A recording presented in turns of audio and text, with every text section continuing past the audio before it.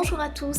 Alors cette vidéo s'adresse plus spécifiquement aux petits groupes d'élèves que je prépare pour l'épreuve orale d'histoire des arts, mais elle peut aussi concerner tous ceux qui à un moment donné sont amenés à passer un oral, que ce soit pour un examen, que ce soit pour un entretien d'embauche.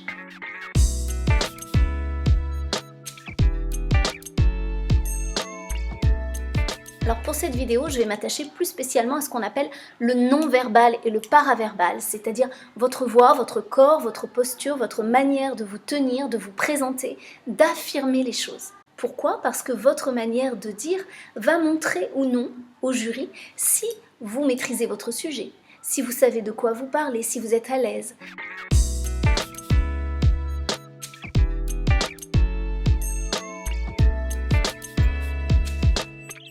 Donc lors d'un oral, votre posture, votre manière de dire est extrêmement importante et nous allons voir ensemble les points que vous devriez soigner pour pouvoir améliorer vos résultats et avoir un meilleur impact sur le jury.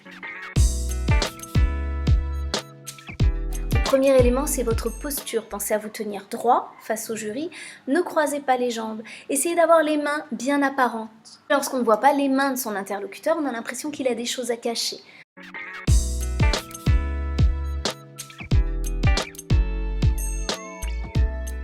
Pour la posture, toujours soyez ouvert, ne croisez pas les bras, décollez légèrement vos coudes, voyez vos coudes ici, décollez-les, votre cage thoracique, ça va permettre aussi de libérer votre buste, ça va éviter d'entraver votre respiration. Pensez, ça c'est pour gérer le stress aussi, pensez à respirer lentement. En ralentissant votre respiration, vous allez ralentir vos battements cardiaques et donc vous allez vous sentir beaucoup plus apaisé. Beaucoup parmi vous m'ont posé des questions par rapport au stress. Comment on fait pour gérer son stress? Eh bien déjà, la respiration, c'est une première clé.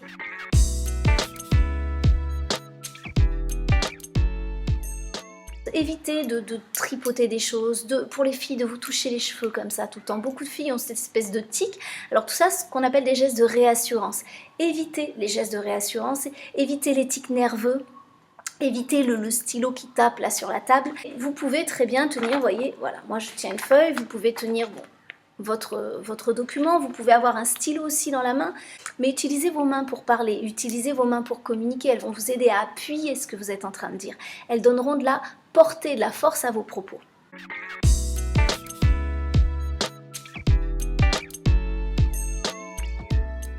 Et puis j'aimerais aussi vous donner quelques conseils sur votre tenue vestimentaire. Il y a plein d'élèves qui m'ont dit « Ah bah oui, mais pourquoi il y a des notes sur l'habillement ?» On a choisi ce critère de tenue vestimentaire tout simplement parce que quand vous serez amené à passer un entretien d'embauche, votre tenue va avoir un impact considérable. C'est aussi ridicule de se présenter en costume cravate pour un emploi de coach sportif que de se présenter en jogging pour un emploi au sein d'une grande banque par exemple. Adaptez votre tenue au contexte. Et là, le contexte, quel est-il? C'est une épreuve orale. Vous n'allez pas à une soirée mondaine, donc n'en faites pas trop, habillez-vous simplement, mais utilisez des codes qui respectent la politesse. On n'a pas des t-shirts avec des impressions vulgaires dessus, on ne vient pas en basket, mais on s'habille un minimum. Vous n'arrivez pas pour faire une séance de footing, vous arrivez pour passer une épreuve orale. Vous devez donc vous habiller de manière assez simple, sans être non plus trop, entre guillemets, on va dire cool.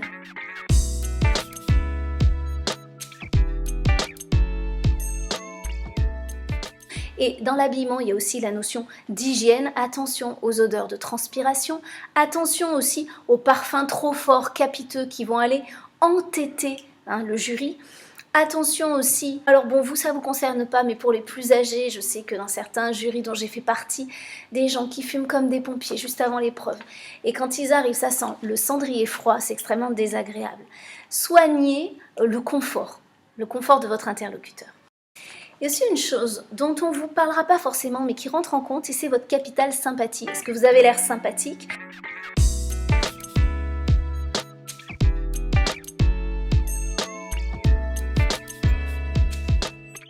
Est-ce que vous êtes poli déjà? Première chose, les bases de la politesse, bonjour, au revoir.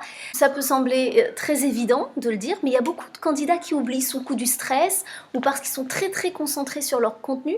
Pensez à sourire, pensez que voilà, vous êtes aussi dans une relation de communication, vous échangez, vous avez des choses à dire. Vous n'êtes pas seulement là pour réciter du contenu. Ce qu'on attend de vous, c'est un échange. C'est pour ça d'ailleurs qu'à la fin de votre entretien, il y a une partie d'échange avec le jury où on vous posera des questions. Et à défaut d'être à l'aise, montrez que vous êtes à l'aise. Vous n'êtes pas obligé de l'être, mais vous devez montrer. Vous devez donner l'impression que vous maîtrisez votre sujet, que vous savez de quoi vous parlez. Alors, comment on donne l'impression qu'on est à l'aise? Eh bien, tout simplement en ayant une gestuelle ouverte, en prenant le temps de se poser et en parlant assez lentement dans ses réponses, pas trop lentement non plus, en souriant, en ayant une posture d'ouverture et en regardant le jury dans les yeux. Donc, le regard est très important. Votre manière de vous tenir et votre gestuelle. Essayez de soigner ces éléments-là.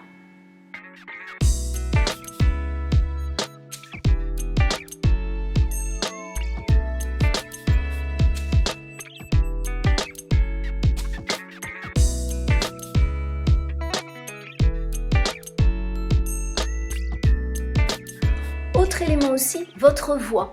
Votre voix, il faut que votre voix porte, il faut que votre voix soit chaleureuse. Ne serrez pas les dents comme ça. Je sais que quand on est tendu, on a du mal à avoir une certaine souplesse au niveau de la mâchoire. Mais juste avant votre épreuve, vous pouvez faire ce petit exercice-là.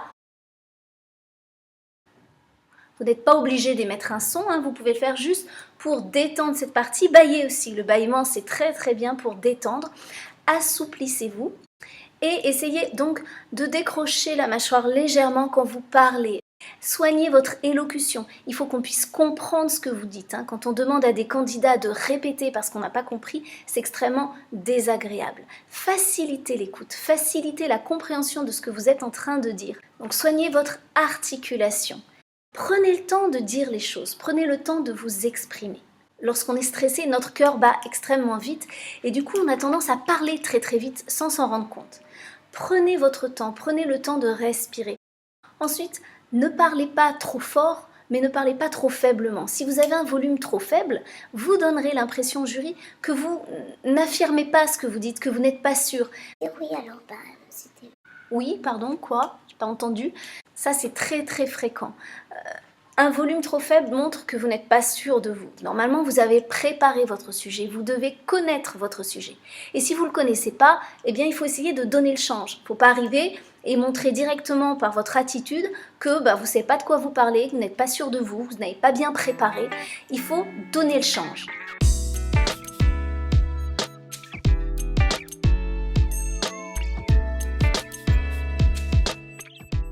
Donc votre volume doit porter. Ne criez pas non plus, vous n'allez pas agresser le jury, mais essayez d'avoir un volume suffisamment audible et pas trop fort non plus. Variez le volume aussi. Ne pas toujours parler sur le même volume, mettre ce qu'on appelle du relief dans votre voix, ça va permettre de rendre ce que vous dites beaucoup plus intéressant. Pensez à une chose, c'est que votre jury va avoir des candidats toute la journée.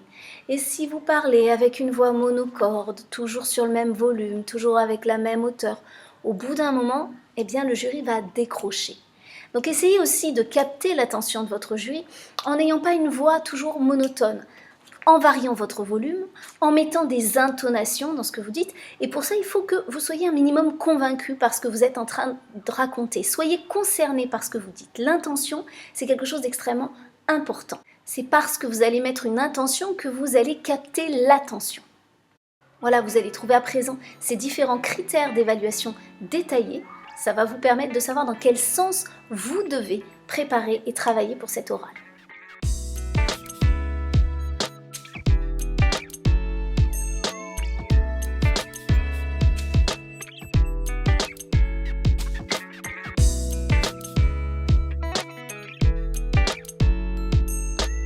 Dans une prochaine vidéo, nous verrons comment vous préparer pour cet oral et je vous donnerai quelques petites astuces le jour J pour faire tomber un petit peu le stress. Je vous dis à très bientôt.